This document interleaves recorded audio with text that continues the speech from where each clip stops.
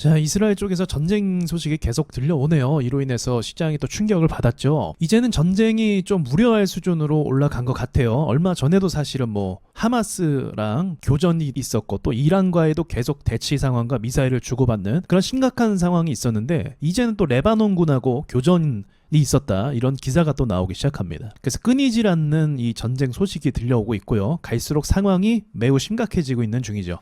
그래서 정면전으로 가는 것이다, 그런 이야기가 나오고 있고, 이스라엘 쪽으로는 여행도 가지 말라고 이제 당부를 하고 있는 중이죠. 이제 문제는 근데 이거죠. 미국이 전쟁에 개입하냐 안 하냐. 그전에도 미국이 전쟁에 개입할 것 같다고 하니까 증시가 많이 출렁했거든요. 근데 오늘도 마찬가지예요. 오늘도 원유 주가가 크게 오르는 이유가 이런 기사가 있었죠. 바이든이 이란 석유 시설 공격을 논의 중이다. 그러니까 얼마 전에 이란과 대치했을 때는 바이든 역시도 이제 전쟁을 좀 중재하고 자제시키는 역할을 했었거든요.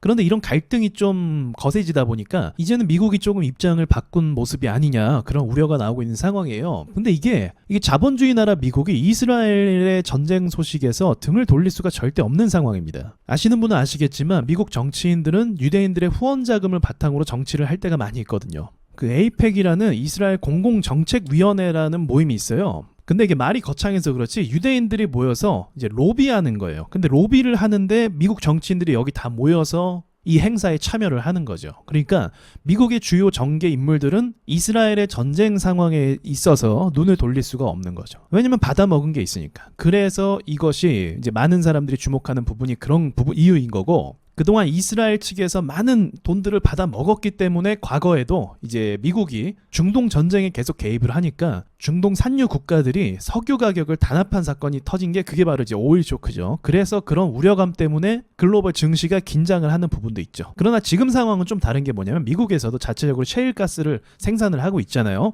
그래서 예전과는 좀 다르다 할 수 있겠지만 그래도 아직도 전 세계는 중동 국가의 원유 의존도가 높기 때문에 이런 부분들이 아직도 많은 사람들이 걱정하고 증시가 출렁이는 이유라고 볼 수가 있습니다. 하지만 생각보다는 오늘 같은 경우만 해도 증시가 어쨌든 상승을 하니까 아직 엄청 심각하다고 볼 수는 없는 것 같아요. 그리고 얼마 전에 이런 때였죠. 이때 한번 이스라엘이 전쟁이 나서 증시가 크게 한번 무너졌었고, 이것이 좀 이제 자주 있다 보니까 좀 약간 무뎌지는 그림이 아닌가, 그런 생각이 들기도 합니다. 하지만 장기화가 될 건 또 분명하기 때문에 증시를 언제 또 발목을 잡을지 그거는 확실히 알 수 없는 것 같아요. 왜냐면 유가가 이런 거랑 연관이 돼 있잖아요. 물가랑 연관이 돼 있단 말이에요. 유가가 오르게 되면 물가가 다시 오르게 되고, 지금 글로벌 증시가 기대하는 게 미국 연준에서 금리를 계속 내리는 거잖아요. 그런데 유가가 오르고 물가가 오르게 되면 이런 부분에 있어서 또 발목을 잡을 수 있는 여지가 생기는 거죠. 그러니까 어쨌든 좋은 상황은 아닙니다. 자, 오늘 원유주 중에 이제 흥구석유도 크게 오르죠. 그러니까 갭을 심하게 띄우고도 강하게 슈팅이 나오는 이유가 지금 상황이 그만큼 심각하다는 걸 좀 보여주는 것 같기도 해요. 동시에 그러면서 신고가를 찌르기 시작했습니다. 계속 석유 관련된 이슈가 있을 때마다 올랐던 거죠. 그래서 올해 어쩌면 가장 테마를 많이 받고 많이 사람들이 사고 팔았던 종목이 아닌가. 그래서 제가 대장주를 투자하는 게 가장 유리하다고 말씀드렸던 것도 이런 부분에 있는 거죠. 일단 신고가를 또 찍었기 때문에 이전에는 좀 약하게 꼬리를 달면서 신고가에서 저항을 맞고 계속 부딪혀서 떨어졌어요. 근데 지금은 롱바디 양봉으로 돌파한 그림입니다. 여기서 추가적으로 더 갈 수도 있는 그런 가능성도 보이는 것 같아요. 이전과 좀 흐름이 또 다르거든요. 지금 그렇지 않아도 사실 미국 경제는 괜찮다고 하지만 전 세계 경제는 예전만치 못하거든요.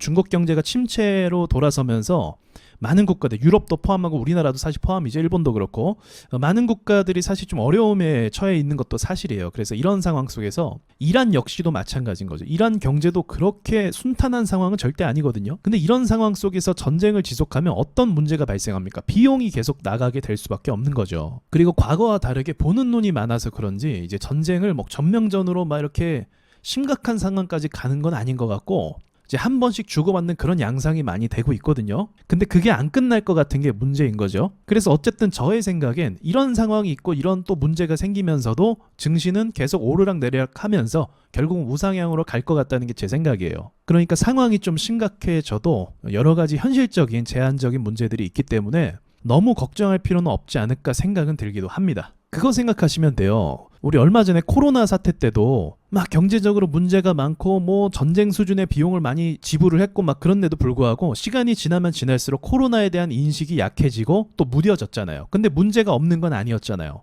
문제가 있었고 비용이 계속 나가고 많은 사람들이 아팠지만 그럼에도 불구하고 또 거기에 적응을 해서 또 이제 버티고 경제도 움직이고 그러지 않았습니까? 그래서 그런 상황이라고 좀 보면 될 것 같아요. 그래서 예전만큼 좀 심하게 충격을 주는 건 지금 아닌 상황. 물론 앞으로 이제 중동 지역의 정세를 좀 살펴보면서 또 계속 이야기를 해 나가야 될 것 같기도 합니다. 자, 여기까지 말씀드리고 마칠게요.